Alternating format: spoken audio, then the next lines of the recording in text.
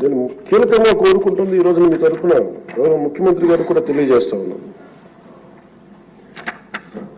Social media abuse protection bill అత్యంత తక్కువ సమయంలో రావాలి, బాగా చర్చ జరగాలి.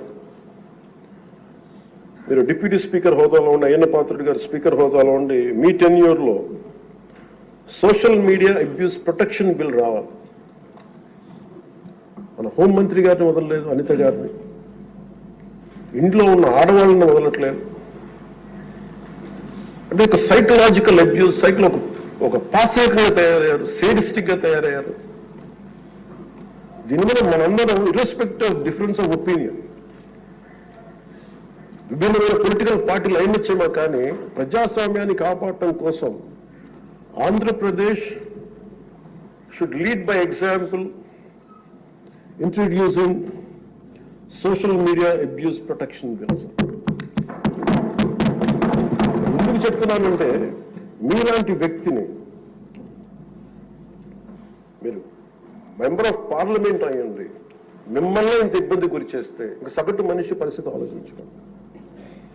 3 ఏళ్ల బిడ్డలు, 5 ఏళ్ల బిడ్డలు కూడా రేప్ చేస్తున్నారు, క్రిమినల్స్ అంతా చెలరేగిపోతున్నారు. దానికి కారణం ఈ చట్టసభలు ఇష్టారాజ్యంగా మాట్లాడి దానికి ఒక క్రిమినల్ నక్సెస్ లాగా ఒక ఎస్కోబార్ ఒక డ్రగ్ కార్టెల్ స్టార్ట్ చేస్తే వీళ్ళ క్రిమినల్ అంతాన్ని గార్డ్ చేసుకోవడానికి ఒక సోషల్ మీడియా ఒక అబ్యూసివ్ కార్టెల్ స్టార్ట్ చేసి ప్రజల్ని భయభ్రాంతులు చేసి అందరినీ భయపెట్టేసి కంట్రోల్ చేయడం, నియంత్రించడం.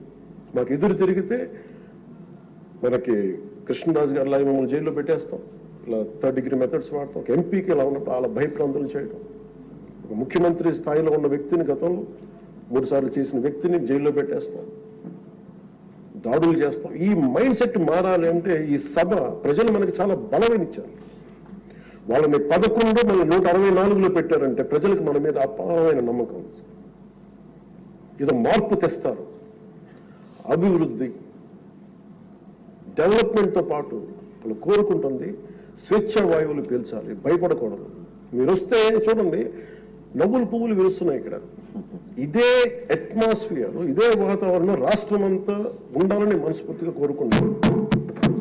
మనం ఎంత ఆనందంగా ఉంటాం, మనం సీరియస్ ఇష్యూస్ మాట్లాడుతున్నాం, మనకి వ్యతిరేక విభేదాలు ఉంటాయి, అభిప్రాయ భేదాలు ఉంటాయి, ఒకటి సాధించుకోవడానికి భిన్నమైన అభిప్రాయాలు వస్తాయి. కానీ ఇదంతా కూడా చాలా సుహృద్భావ వాతావరణంలో జరగాలని నేను మనస్ఫూర్తిగా కోరుకుంటున్నాను. సో మారు మీరు పడ్డ వేదన, మీరు చేసిన పోరాటం, సినిమాల్లో హీరోలు, నేను కూడా చేస్తాను కాబట్టి చెప్తున్నాను, దెబ్బలకి నటించడం చాలా కష్టం, దెబ్బ పడితే వేరుగా ఉండదు. కానీ మీరు నిజ జీవితంలో దెబ్బలు తిన్నారు. ఎంత శక్తి కావాలి, ఎంత పోరాట పటిమ కావాలి, ఎంత శౌర్యం ఉండాలి, ఎంత ధీరత్వం ఉండాలి మీకు. ప్రభుత్వం వస్తుందో తెలియదు, మళ్ళీ వాళ్ళే రావచ్చు, కానీ తట్టుకొని మీరు నిలబడ్డారు చూసారా, దానికి మీకు హ్యాట్స్ ఆఫ్ సార్.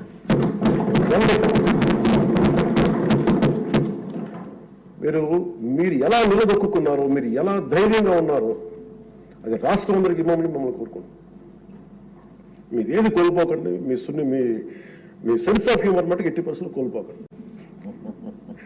మీరు రచ్చబండలో ఒకప్పుడు చేసేది కాదు, కానీ మీ ఎంజాయ్. కానీ మాకు భవిష్యత్తులో మళ్ళీ దాన్ని మీరు టోన్ డౌన్ చేస్తారు, ఎలా చేస్తారో తెలియదు, కానీ మీ సెన్స్ ఆఫ్ హ్యూమర్ కోల్పోకుండా సభని హుందాగా నడిపి తిరిగి విలువలు ప్రతిష్ఠించమని మనస్ఫూర్తిగా కోరుకుంటూ, మీకు మరోమారు మీకు అవకాశాన్ని ఇచ్చిన నారా చంద్రబాబు నాయుడు గారికి, సభ్యులందరికీ కూడా మనస్ఫూర్తిగా ధన్యవాదాలు తెలియజేసుకుంటూ మీకు శుభం కలగాలి మనస్ఫూర్తిగా నేను